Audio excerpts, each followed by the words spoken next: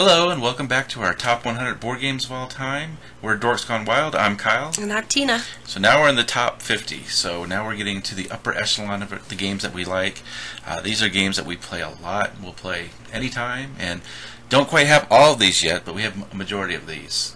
So my number 50 is Devon. It is one of the games in the GIP series.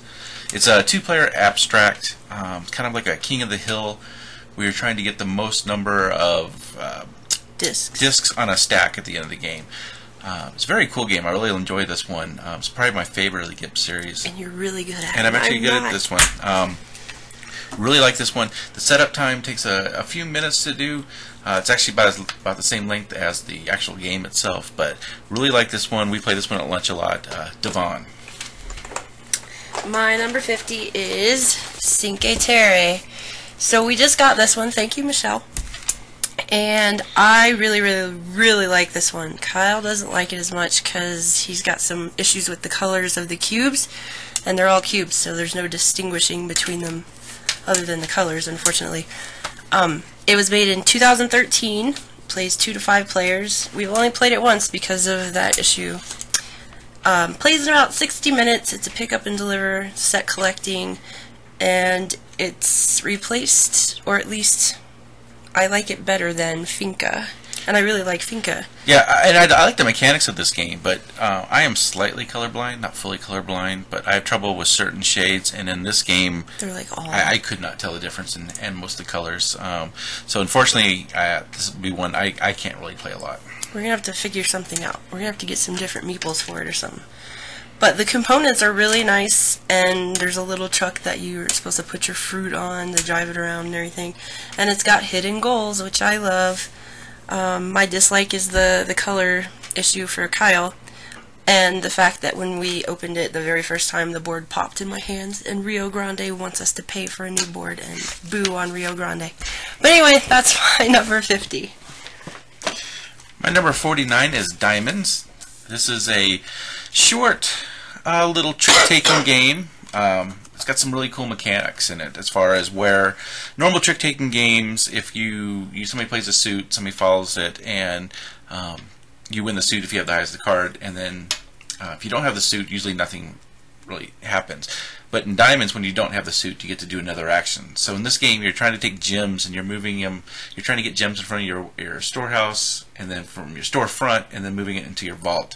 So it's got a lot of interaction. It plays really fast. It's probably my favorite trick-taking game. This one hasn't got a lot of love yet, but this is a really good game. It's Diamonds from Stronghold Games.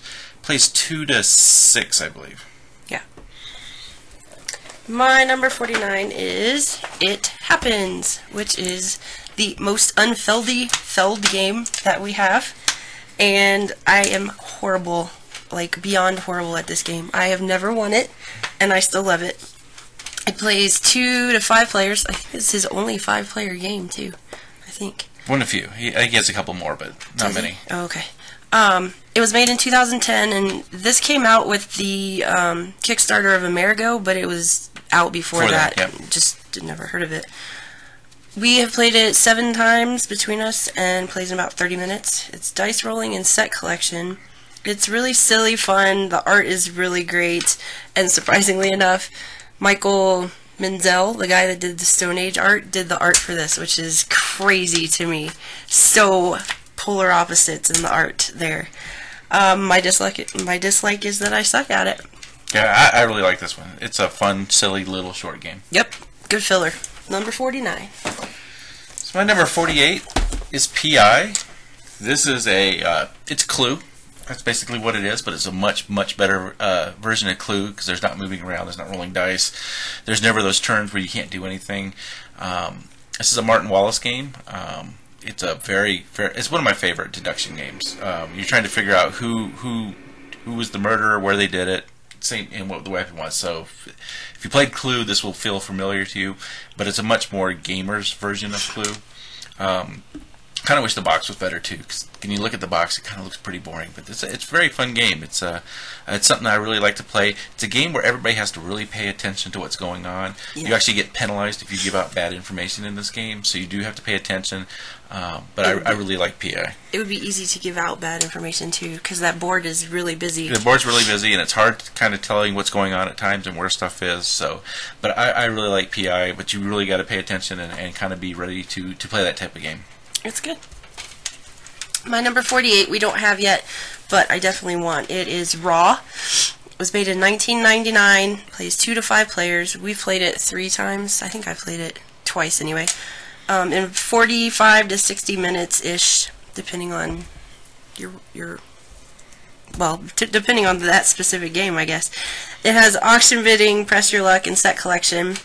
I love the theme. I love anything Egyptian.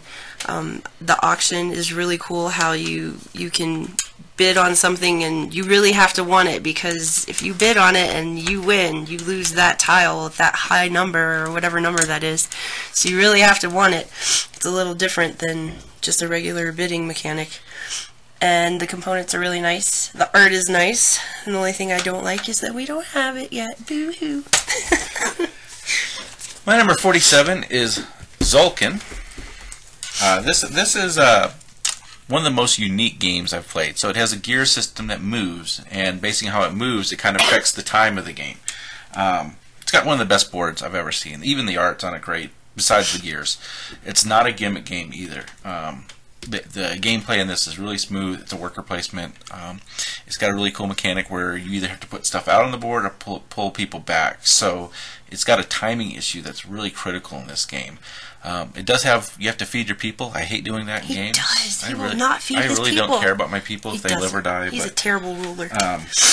We don't play this one enough, but it's a very, very good game. We've played it 4 plays. I kind of thought when this came out, this would be one of our favorite games, and it's a really good game.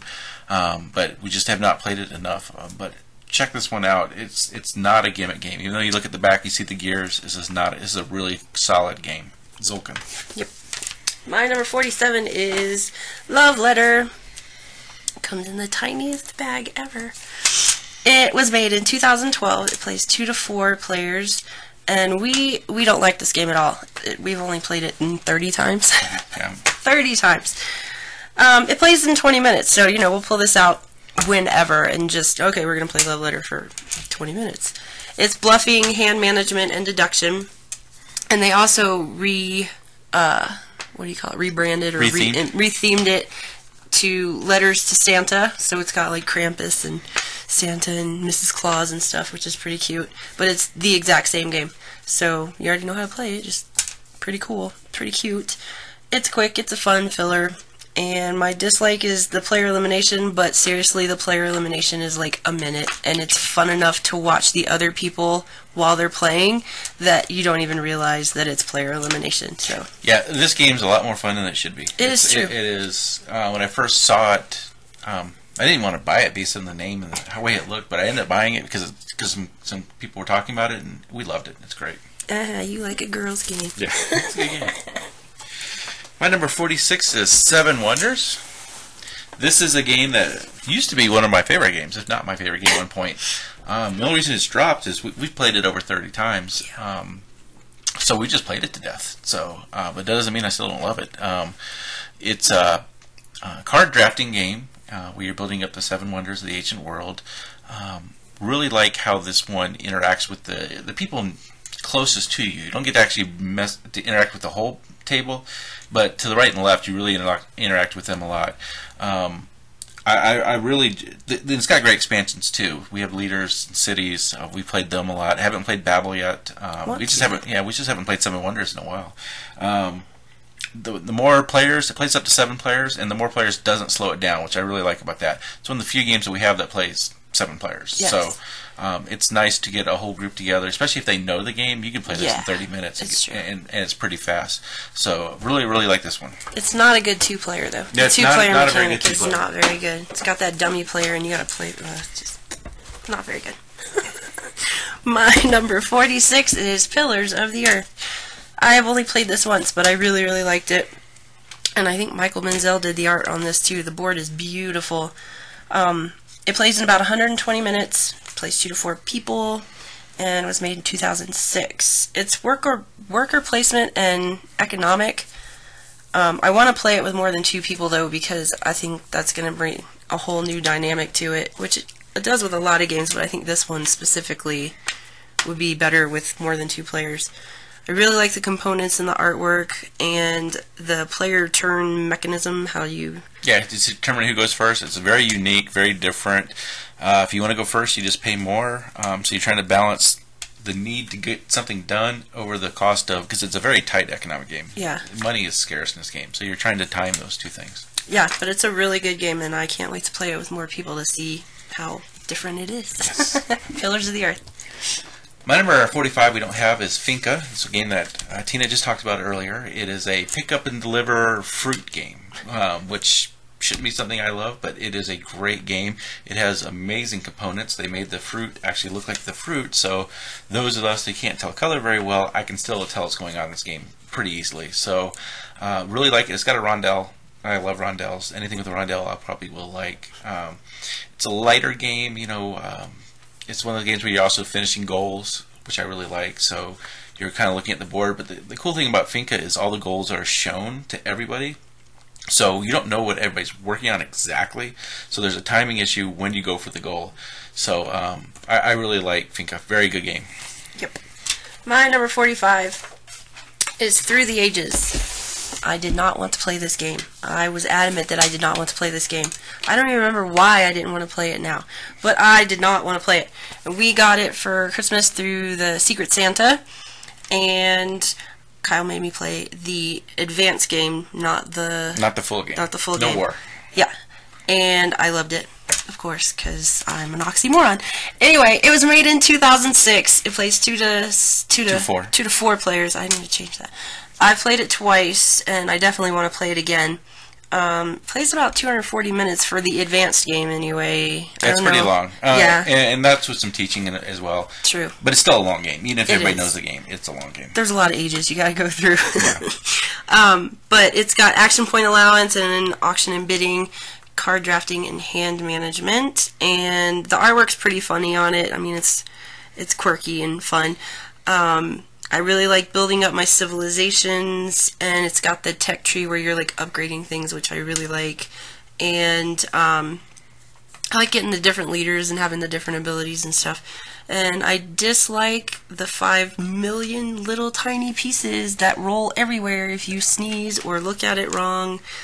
I know they make that little plastic thing to like hold them in their places, but we've gotten so used to just pushing them around and sliding them that then I would be angry at that too. So, yeah. Out of all the games that we played, this one and maybe like Brass are probably the heaviest games that we played. This is a heavy game, but really, really good. Doris PC is pretty heavy too. Yes. Yes. That's my number 45. So my number 44 we don't have as well. It's Imperial 2030. I have not played Imperial, so I've only played 2030. It's also a rondelle game, so you can tell I really like rondelles. But it's a game where you're actually investing in different countries. You get to do some of their actions, but you're not the country, so it's kind of backwards thinking gaming-wise. I really like the interaction with the stocks of it. It's a very economic game. There's a little bit of warfare in it, but it's really light warfare. There's no rolling dice or anything like that. This one's hard to learn. That's probably my biggest complaint about it. It's really hard to learn, but once you learn, it's a really fun game. So Imperial 2030. I don't like that game at all. My number 44 is Kalis, most boring box ever. He's mad. He's mad. He's mad because Starlson's mean in this game.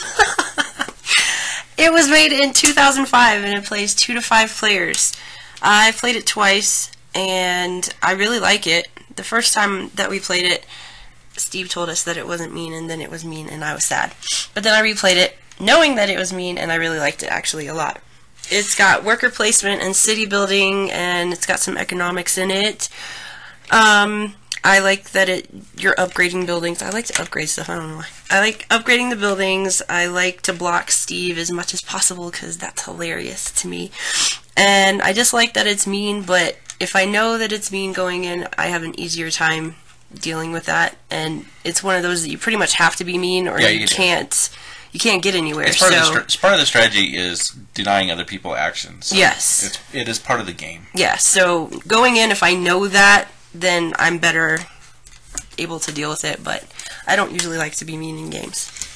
That's my number 44. So my number 43 is another Stefan Feld game, In the Year of the Dragon. This is one that goes to 5 players. That's right. It is a... people describe this as the game's being mean. But it's not. Actually, it's a very nice game because it tells you how it's going to be mean. It's true. Most games, when something bad happens, like an event, you flip over the card and you have to react immediately. This game tells you, here's the 12 things that are going to happen in this game. You know what they are. You know the order. Prepare for it. So it's a very cool worker placement, auction type mechanics to it. You're trying to just mitigate disasters in this game and score points, of course, because that's what every game is. That's true. But I really like how this one, you interact with the different players based on what is available action-wise. They're grouped up in different groups, and you're trying to pick which one helps you best, but also takes away what other people need. I really like In the Year of the Dragon. Very, very good game. My number 43 we don't have, but I really want. It is Takeoko. It was made in 2011, plays 2 to 4 players, and I've played it 3 times. Plays in about 45 minutes. It's got the action point allowance, dice rolling, grid movement, the modular board, pattern building, set collection, and tile placement. These are all things that I love. Modular board I could probably do without, because, you know, you move it, and then I go crazy because I have CDO. Anyway, the miniatures that come with this, the little farmer and the panda and the building up the bamboo, is a really cool element that it just makes it even better. The art and the components, obviously. And it has hidden goals. Yeah, and I love hidden goals. It's kind of looks like a kid's game. It does. But it's not. It's a strategy game. It's complex. There's a lot of complexity. There's some deeper strategies to that game. There's some luck involved. You're rolling dice on every turn, and based on that, you get to do some actions. But great, amazing components. Really nice. And they made another one, like the anniversary edition or whatever. It's like $300, but everything's like huge and amazing and stuff. So, anyway, that's my number 43, Takeoko. My number 42 is Roll Through the Ages. This is a little small game, but heavy. I mean, heavy as in it weighs a lot. It does. It plays 1 to 4 players, and I actually have played this one player. It's one of the few games I've actually played 1 player, and it's pretty good. It plays about 30-45 minutes, shorter than that if you know it. So it's based on Through the Ages, but they have 0 in common, other than the name. You're building a civilization through dice, which is a cool idea. So you can build a whole civilization in 30 minutes. I really like how this one plays and how things kind of maneuver through the game quickly. You're always kind of waiting for the game to end, trying to get everything ready, and you never quite get everything ready. Really like this one, Roll Through the Ages. The components are really nice. The big wooden dice and stuff, too. Yes. My number 42 we don't have yet, and I want it, of course. It is 11 Nymph. We have 6 Nymph, which is fun, and I like that game, but for some reason I really like 11 Nymph a little bit better. This one was made in 2010. It plays 2 to 7, which is good, because we have the big gaming group. I've only played it 3 times, but I definitely want it. It plays in about 30 minutes. It's hand management, trick-taking-ish. And it's got this twist. Instead of having the rows and you have to like put your cards in chronological order, you have stacks of cards and you have to put down a card that's within 10 of the number that's showing, and if you can't, then you have to take that whole stack. And I don't know why I like that one so much better, but that one speaks to me more than 6 Nymphs. But I like both.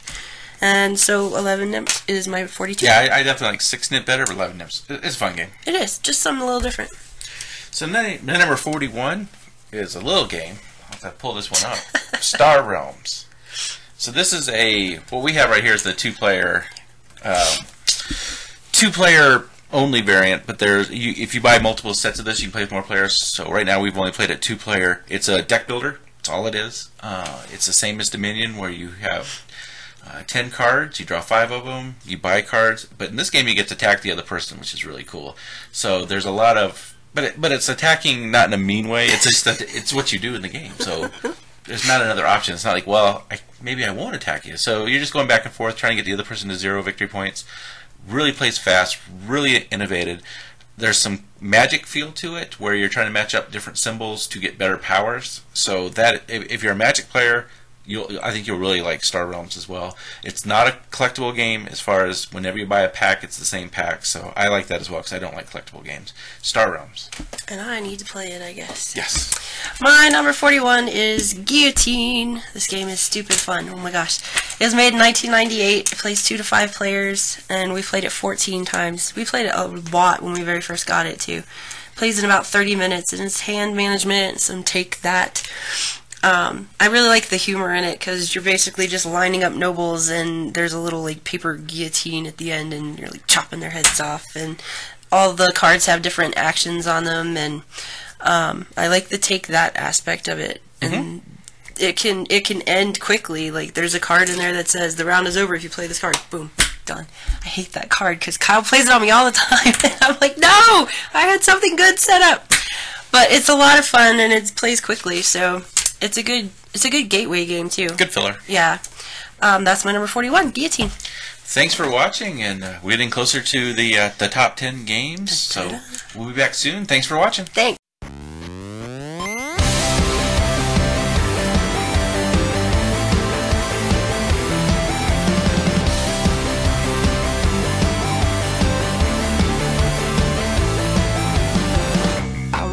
Trying to talk to you in high school.